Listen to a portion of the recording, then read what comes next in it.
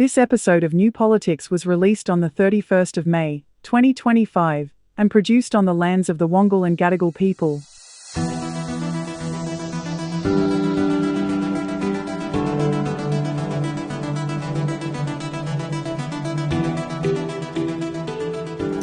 Welcome to our audience and welcome to you, David. Well, actually, welcome to everyone, because we did have a short 2-week break after the big election campaign, and because we announced our message at the end of the last episode that we were having 2 weeks off, I don't think many people heard that message, and they kept on asking us, well, when are you coming back and that sort of thing. And I guess it's better to be asked when you were coming back rather than to be told, well, please don't come back at all. So that's all good news, David, but I think it just goes to show that you need to listen to the full episode of New Politics to find out what's really going on.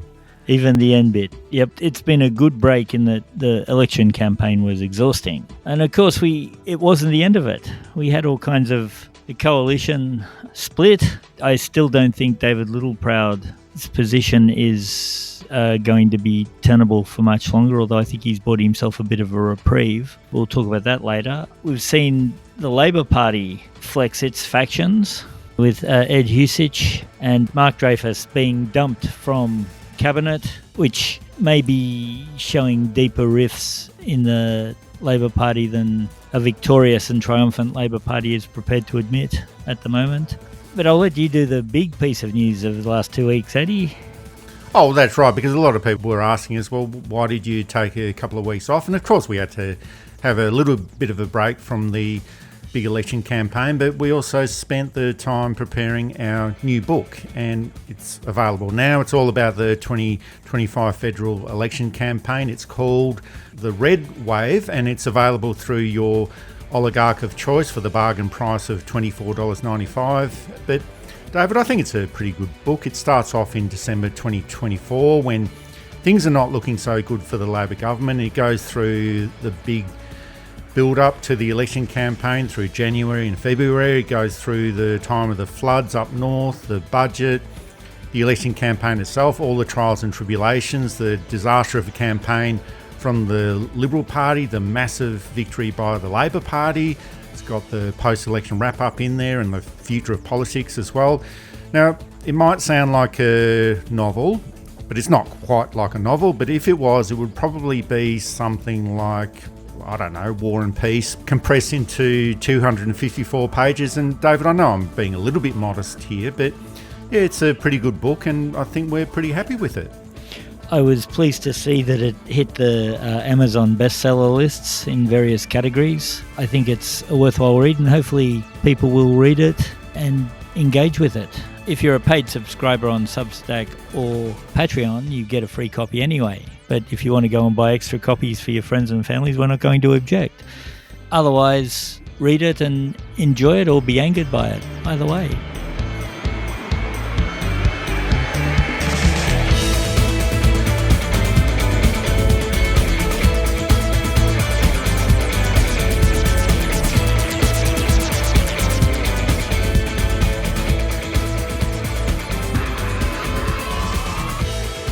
So, David, we've been talking about the end of the two-party system for some time, and it looked like we were close to reaching that nirvana at the last election, but only one side of politics decided to participate in this collapse, and that was the Liberal Party and the National Party, who decided to end their coalition last week, but then decided that it was back on again. And it's unclear what will end up happening here, because between the two parties, there's key disagreements on nuclear energy, supermarket policy, regional funding, mobile phone coverage in rural areas, and they did have 9 years in government to sort these issues out, but they never got around to it. There's also all those climate change wars and the cultural wars that they want to go on about or make a decision about that. Do we do this or do we not continue with this? So the coalition has actually been patched up again and all of the shadow cabinet positions have been allocated. Now, David, it's not clear where this will all end up because there is that old saying that disunity is death in politics and divisions do not come much bigger than this one. And that's not to say that the centre or the centre-left of politics won't have problems down the track. And that's always got to be a possibility. But there is a massive splintering on the centre-right of politics. And I just think that it's going to take a long time to resolve itself.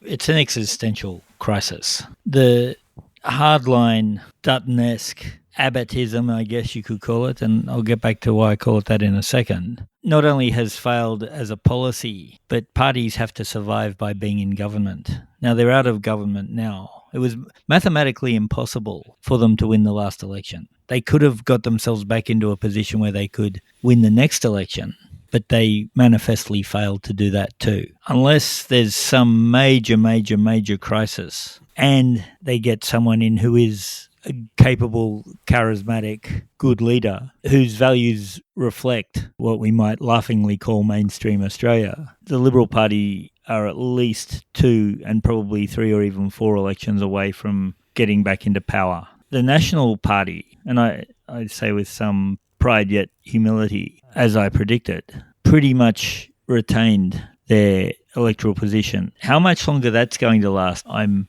not sure. But I don't think any of them suffered massive swings. Now, they didn't win any. They ran candidates in a few more seats and none of those won. But given how badly the Liberal Party, the fact that they maintained was a fairly extraordinary result. The Liberal Party's issues came from holding on to policies that were, in some cases, up to 40 years out of date. Or maybe even longer than that, 50, 60, 70, 100, a couple of centuries out of date. My argument is that the structures of the parties were set up under a completely different world. With the Liberal Party, and I know that everyone will say, oh, but it was formed in 1944. But in fact, its philosophical underpinnings date back to at least the 1880s, and you could argue the 1730s. Labor dates back to the 1890s. So it's going to run into the same problem sooner rather than later. Now, the parties reform a bit, and they split, and that extends their usefulness. But there is a lifespan to this stuff. Now, Labor, of course, is reaping the benefits with the Liberal collapse, which admittedly was somewhat of a surprise, I think, to everybody. Nobody was really expecting Labor to be winning seats off the Liberal Party, that it would be independents. But the facts don't lie. That's why they're called facts. Oh, that's right. But also this coalition, it's actually been in for 102 years in one form or another. It was actually first created in 1923, and they did have a brief break in 1987. But I'm just wondering what the merits are of a coalition which is based on an urban party pretty much, which is supposedly more liberal, and a regional party that's quite conservative. And I think the answer to that is becoming pretty obvious. It's not such a good idea, but surely there has to be some accommodation of both parties, because individually they'll just never be able to form government by themselves. You know, definitely the National Party, they'll never, ever be able to form government by themselves. The Liberal Party itself, that's only been able to form government in its own right once or twice or 3 times or something like that. So they do actually need each other, whether they like it or not. But the issue is that there's a lot of disunity there at the moment, and this tends to happen when there is a big election loss like this for a particular political party. But you mentioned this before, David, that this tends to happen when there's no unifying figure in a political party to pick up all of those pieces, and there isn't anyone who's really there with the stature or the gravitas. And for me, it's like they need someone who is a bit of a maverick, you know, thinks outside the square, a little bit crazy brave. And I don't mean someone like Donald Trump, but someone who has got some good political ideas and political management skills, who can create something unorthodox, something different. And Susan Lee is just not that sort of person. And I'm not suggesting that if we look at the other side of politics and look at Anthony Albanese back in 2019 and say, oh, well, look at him, he's the maverick and crazy brave person, that's the right sort of person to lead the Labor Party back into office. You know, he wasn't that sort of person, even though he did lead the Labor Party back into office by being the complete opposite of that. But I just think that these are different circumstances. Because of the terrible state the Liberal Party is in, it just seems to be a stale party from the 1980s or before that it just has to rescue itself and become politically relevant. It's almost like it has to blow itself up and revolutionise itself, and I just don't think that it's capable of doing that at the moment.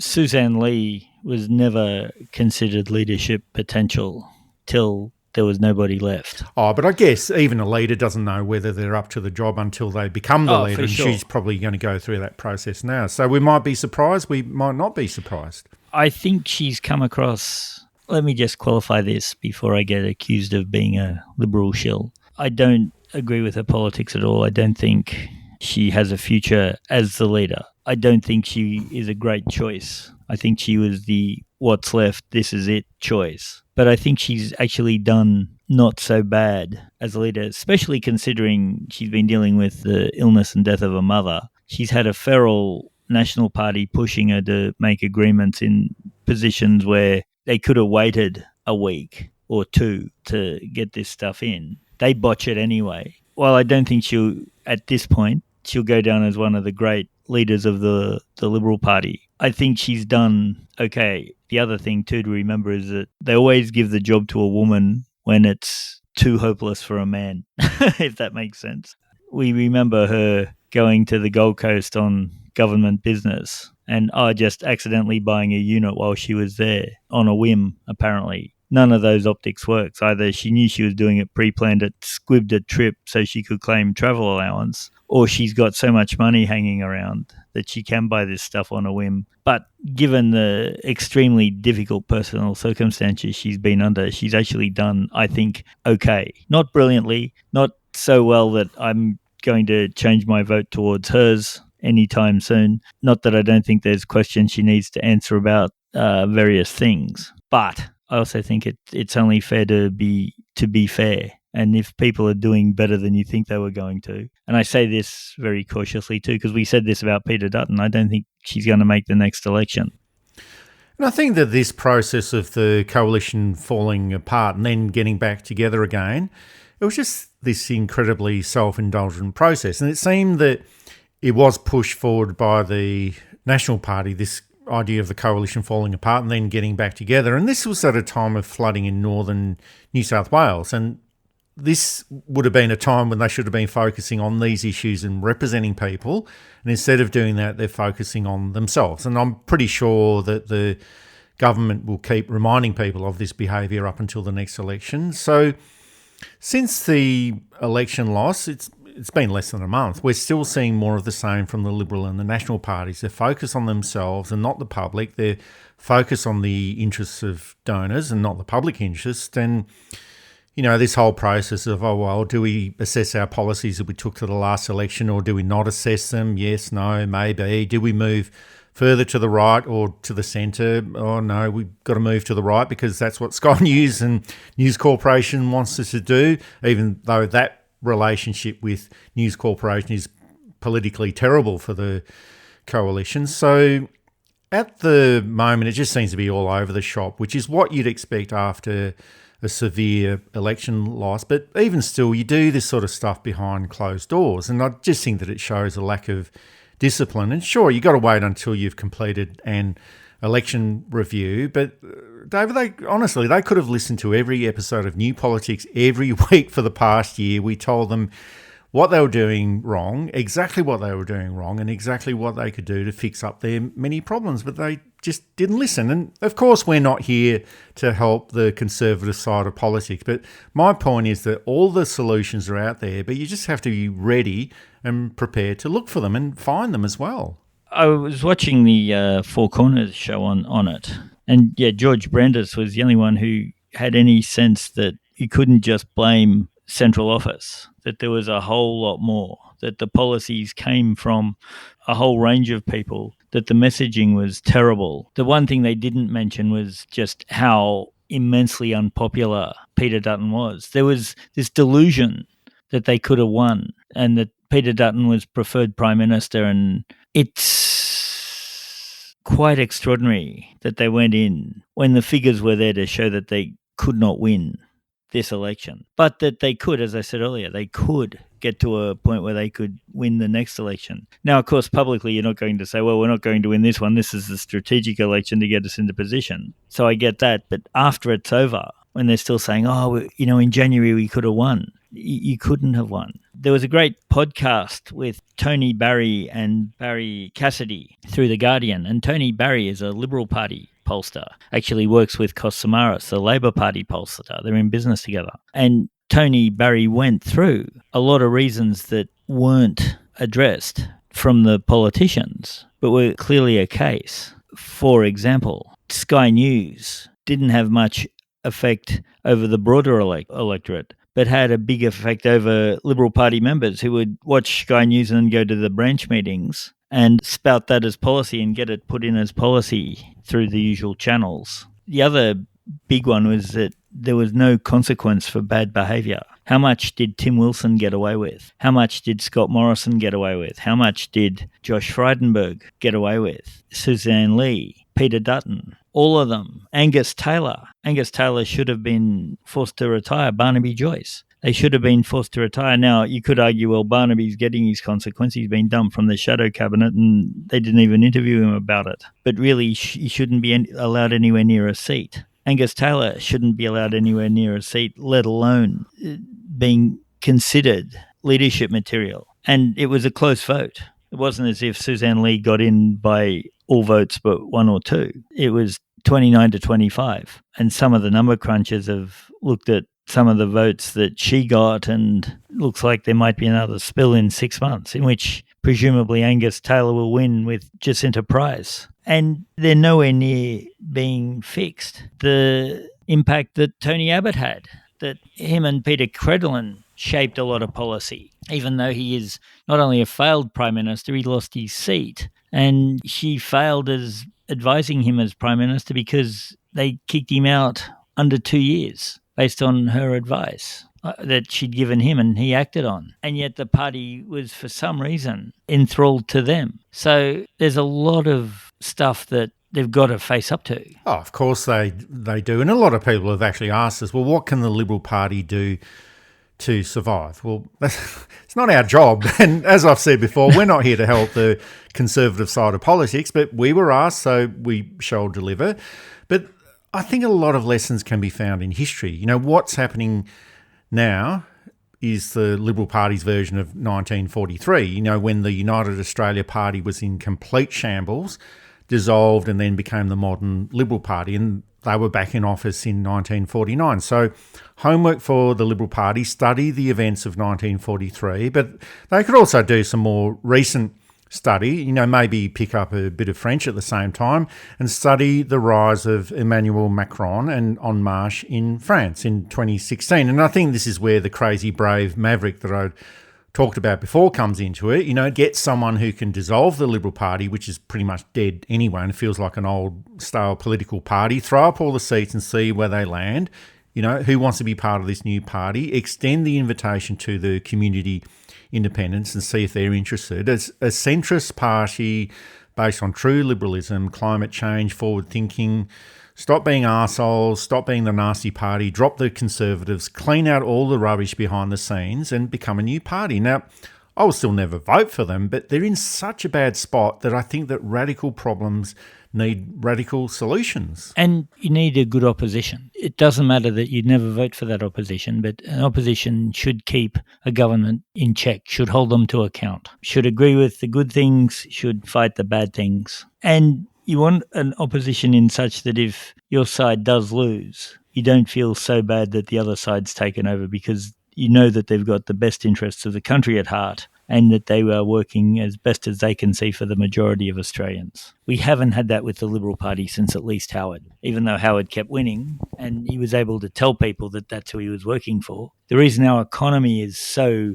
less prosperous than it should be is in large part due to Howard's neoliberalism running rampant for 11 years. There's other historical reasons behind it too, which aren't all Howard's fault, but he was able to capitalise on those reasons and build upon them. Keating's management of the economy, which is a factor. Instead of looking at why the Teal candidates got elected, and Allegra Spender, for example, came out of a Liberal family. Kylie Tink told us in the interview she did with us that she was a Liberal voter, but just felt herself moving further and further away from the party. Monique Ryan, a doctor. Those are usually your great Liberal members but they didn't feel that the party represented enough of them anymore. And you'd think that the party would look at, instead of attacking these people and calling them useless and stupid and corrupt and somehow they've rigged the system. And when you look at the seats they won Liberal, blue ribbon Liberal seats mostly, or swinging seats that tended Liberal. There's a feeling out there, I think, that the Liberal Party has stopped representing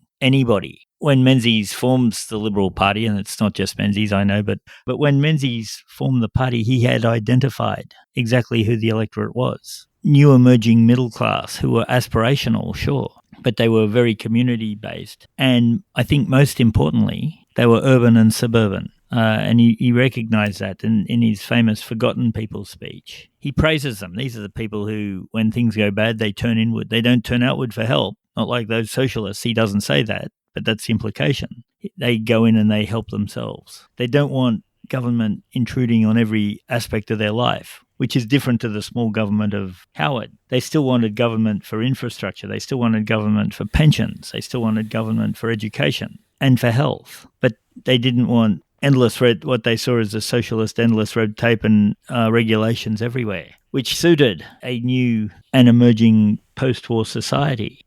You can't say that about the modern Liberal Party. They like free speech, and free speech seems to be the right to call people awful names or hold opinions that offend for no reason other than that they offend. They seem to want individualism, which means that you can do whatever you want regardless of the effect it has on other people. Small government, which means low taxes for wealthy people and high taxes for poorer people. Freedom, whatever that is. Freedom to be enthralled to an employer or a bank for 30 or 40 years. They've got to do a big review. They're probably too silly, but to get in people such as Simon Holmes à Court, such as Teal independents, such as moderate political thinkers, and to work out what is the new urban constituency. The middle class of Menzies is gone.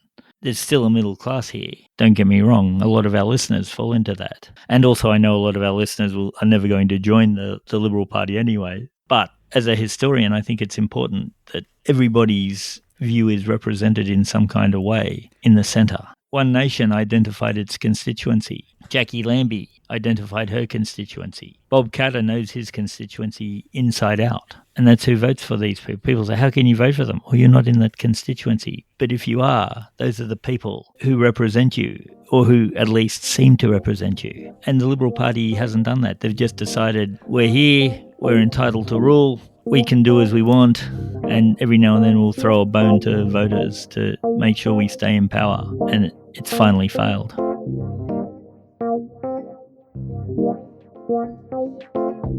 This is New Politics with Eddie Djokovic and David Lewis, the best podcast on Australian politics and news commentary. You can support us through Patreon and Substack, and also find us at newpolitics.com.au. It's not just the losing parties that need to review their election performances. The winning parties also need to review what went well for them, what they need to improve upon, and how they can remain in government for as long as possible. And the National Campaign Manager for the Labor Party, Paul Erikson, provided his analysis and assessment of what went right for the Labor government and what went wrong for the Liberal Party. And he was speaking at the National Press Club during the week. This year's election was a choice between two completely different visions for our nation, for our economy, for our people, and our place in the world. Labor sought the opportunity to keep building Australia's future. Our policy offering focused on making households better off over the next 3 years, building on the foundations laid during the first term. Growing the economy, delivering lasting cost of living relief, strengthening Medicare, building more homes, and increasing investment in renewables. Those policies gave expression to a positive vision of who we are and invited the electorate to choose a uniquely Australian way of dealing with global uncertainty. In contrast, Peter Dutton promised to drag the country backwards, back to the cuts of the Coalition's decade in power with a promise to slash billions that would have put even the Abbott hockey budget in the shade. Back to the relentless, confected division of culture wars and punching down, and back to the evidence-free, politics-first approach to energy that held the country back the last time the coalition were in power. Our campaign succeeded because Australians accepted two simple arguments that we put forward. First, Anthony Albanese was the only leader with a plan to make Australians better off over the next 3 years. And in uncertain times, Peter Dutton was not a risk worth taking. And it is a case where the winners will write their own stories and mask over any problems that they might have had during an election campaign. But I think the big issue has to be that you only get one Peter Dutton in your lifetime, and the Labor Party has had theirs. Now, it's not the only reason why the Labor Party won the 2025 election, but I think that's one of the big issues. And on the primary vote, Labor received 35% and the Coalition received 32%. So that's not that far behind. Now, Labor did end up winning 94 seats, and that's a massive result for them. But the point is that politics never stays still. There's no question that Peter Dutton was an absolute disaster, as well as all the people behind him who really thought that he was a credible enough leader to win the election. But I don't think that will happen again. And, you know, we've got to take into account that this is the Liberal Party, so it might happen again. But surely you don't get someone as bad as Peter Dutton as your leader again. And it has been almost a month since the election was over. Most people in politics would have been having a short break, just like we did.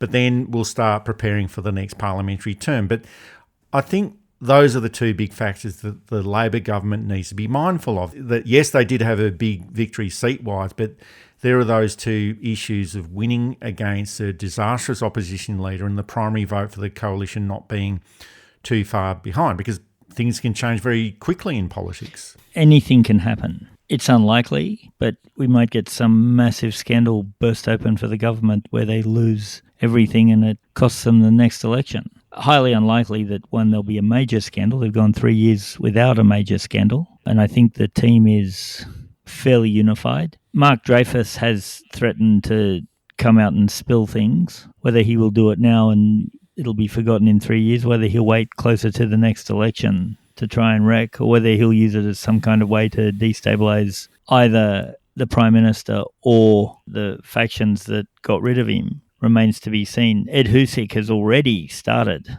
being critical of the government and may become a dissident backbench member and critic. I think that a large majority like that can be very dangerous, because when it's a tight majority, this is probably why we didn't have any major scandals.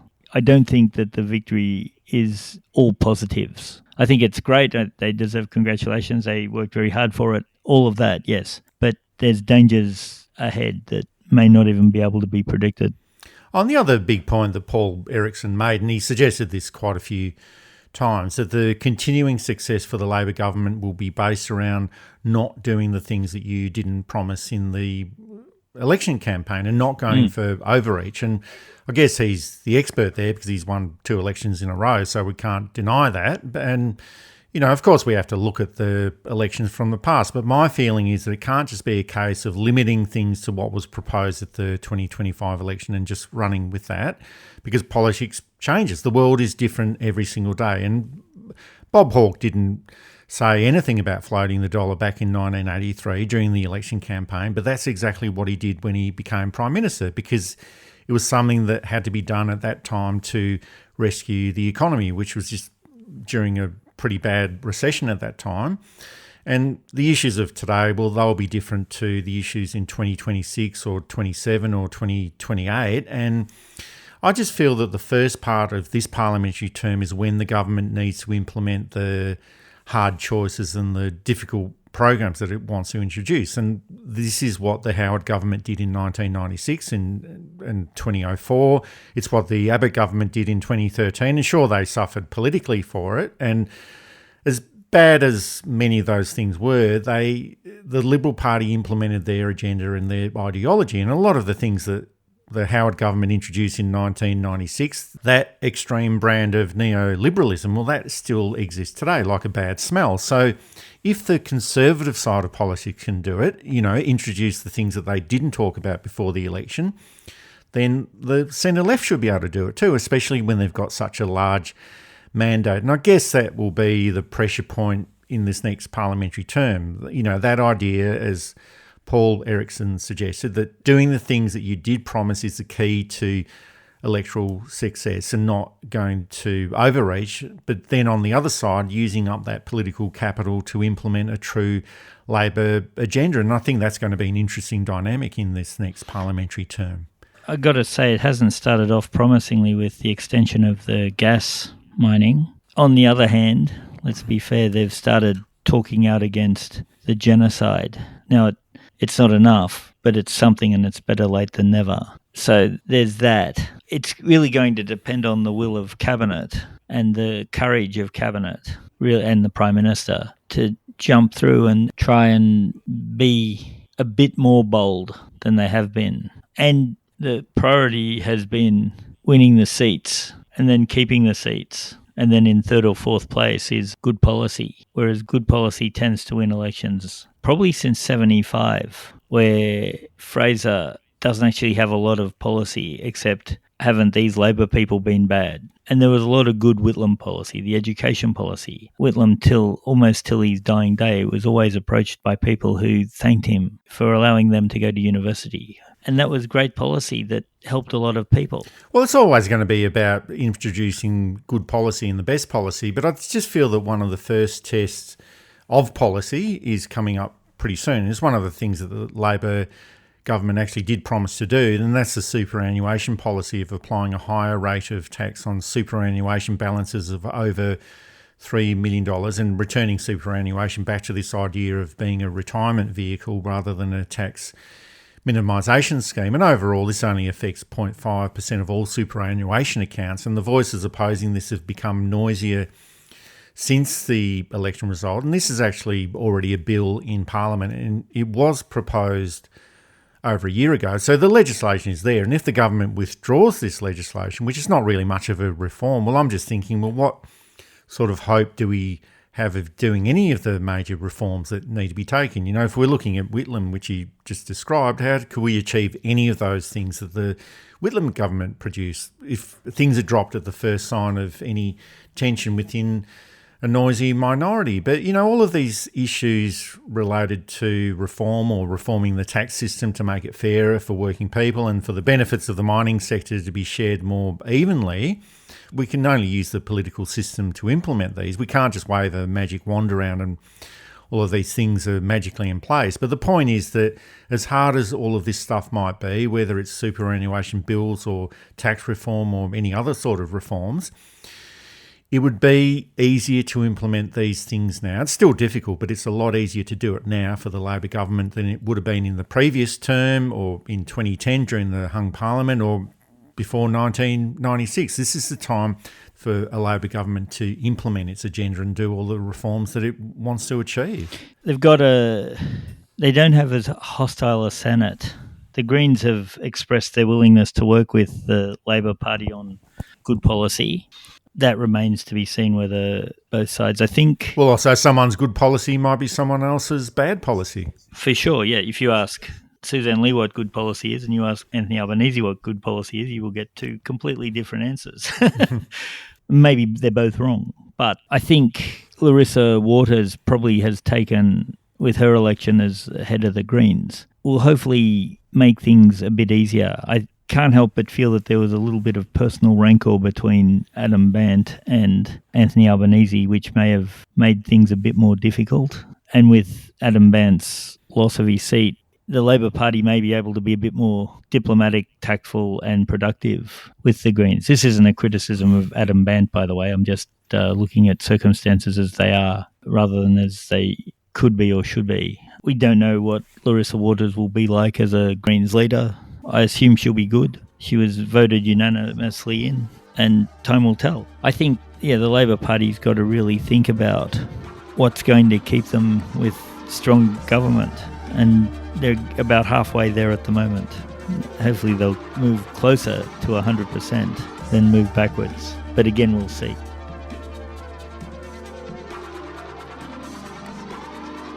This is New Politics, available through Apple Podcasts, Spotify, Amazon Audible and YouTube, and also available to support at Patreon, Substack, and at our website, newpolitics.com.au.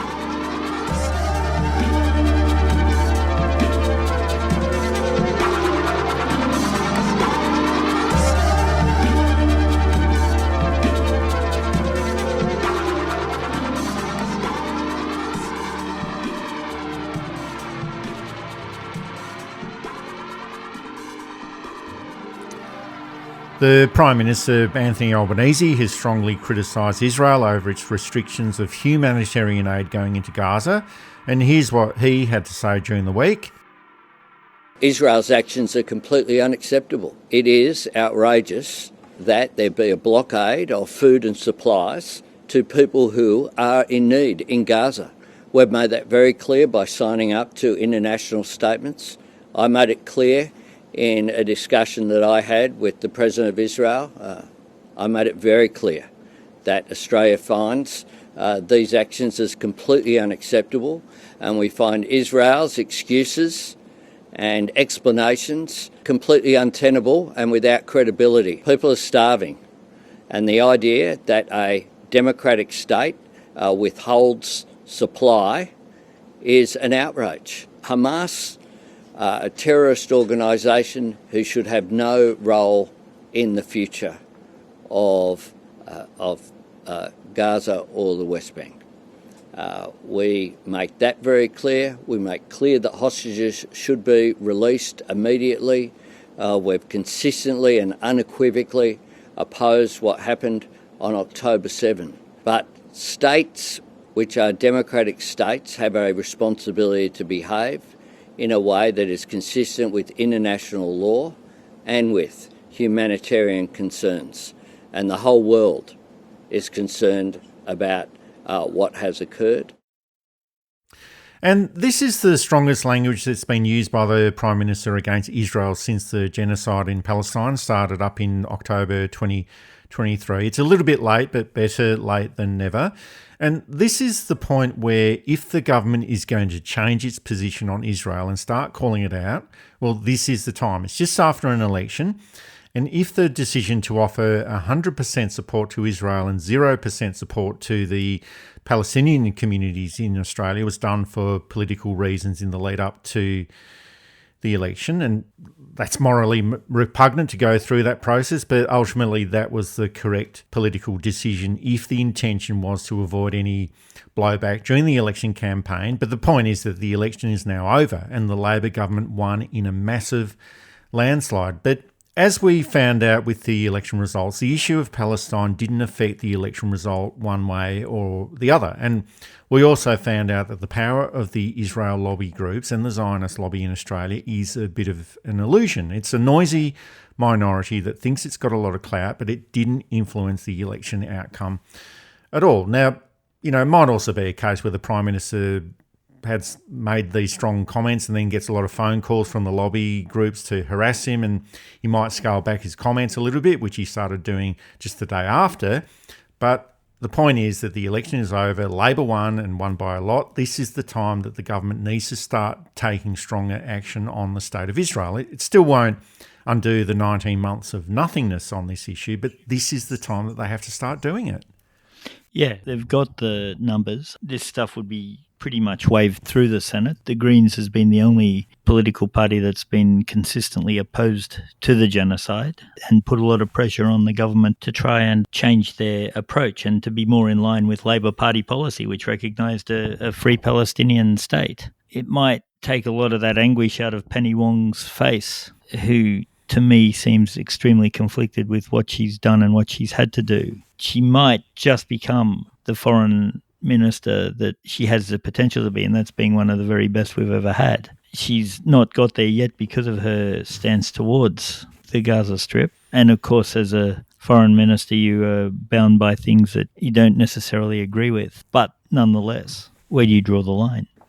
And Albanese's comments follow on from the UK government, France and Canada, they've also condemned Israel's actions and are now considering sanctions. And I can accept that Australia is not going to be the leader on this issue. They decided that a long time ago. They're not going to lead on this issue like they led with apartheid, or the action against apartheid in South Africa in the 1970s and 1980s. And we can continue to be disappointed by that, but at least the pathway has been created by others in Europe and Canada. So at least Australia now has got some international cover, or international political cover, to say, well, it's not just us that's calling out all of these egregious abuses. This is what the rest of the world is saying as well. And there are those other issues going on behind the scenes. You mentioned the Labor MP, Ed Husich, before. He was dumped from the cabinet after the election, and that was primarily because of a factional deal manufactured by Richard Marles, the Deputy Prime Minister.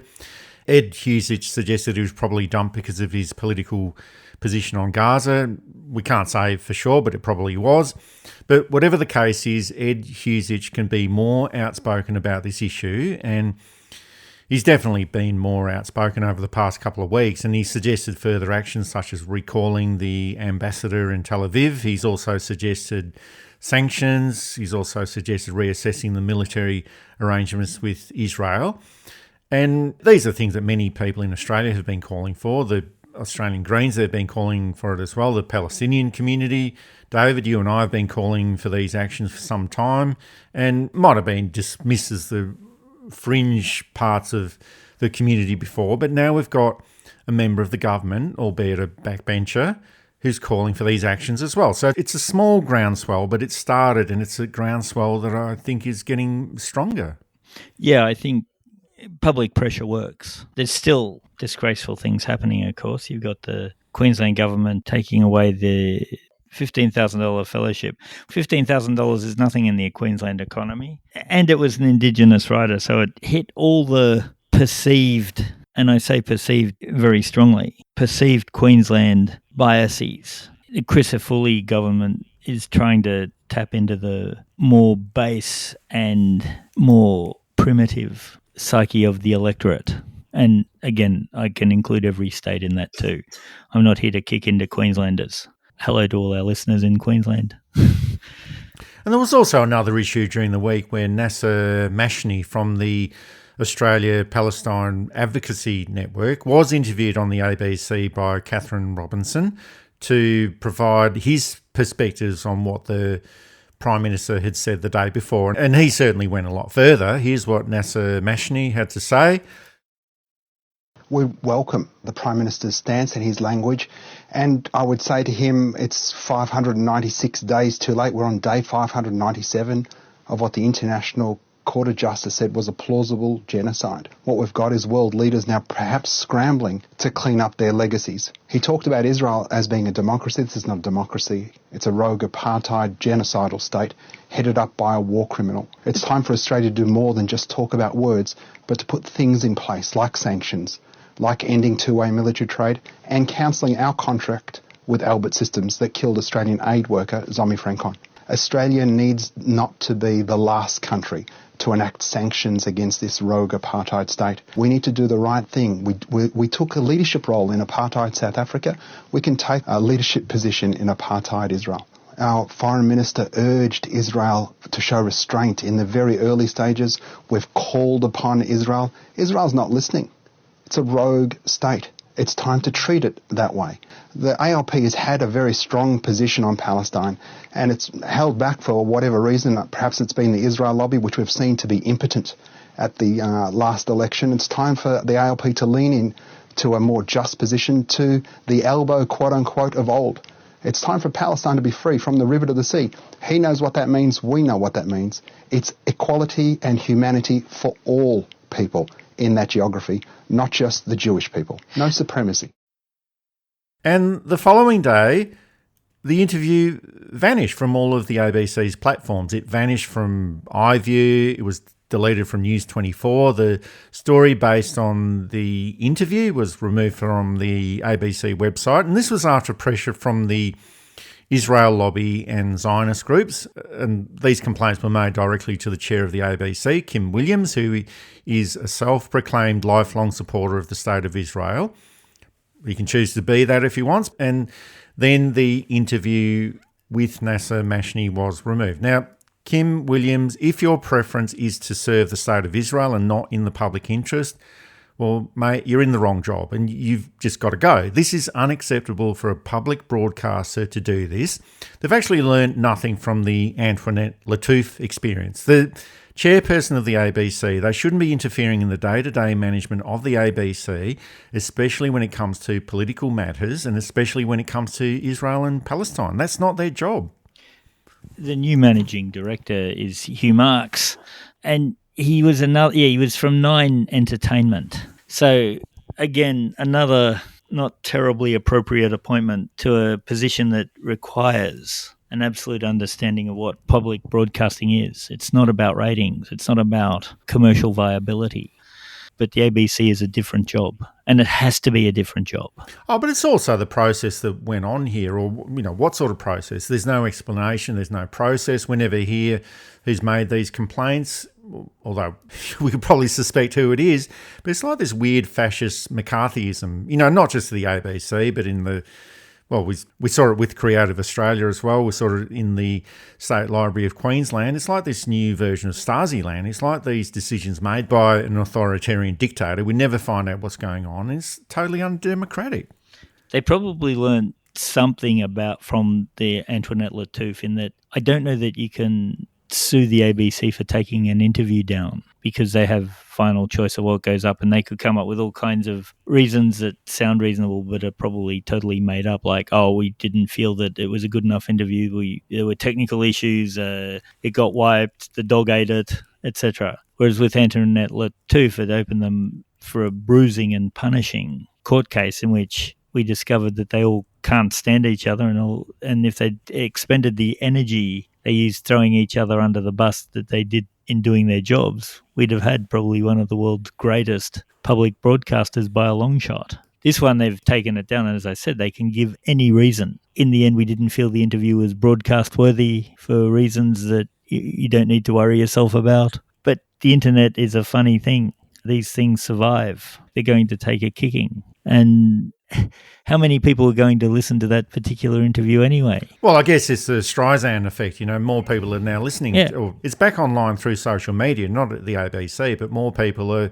now seeing it than probably if they had left it in place, not many people would have seen it. Exactly. If they'd let Antoinette Lattouf do a week out and then quietly not hired her again. She was a casual, I believe. And I'm not saying that that's what morally they should have done, but practically, all right, well, we will put her on the not to be used list. But they always go a step too far. Oh, that's right. But I think generally attitudes are changing about this conflict. Things are changing. There is a mood for change on issues related to Palestine and Israel because this brutal violence just cannot continue for much longer. It should have never reached this point anyway, but there's more pressure coming in from the international community. There's more pressure coming in from backbenchers, from the community, it's from the domestic community as well. And I just think that part of that pressure, well, Australia just needs to be part of that pressure.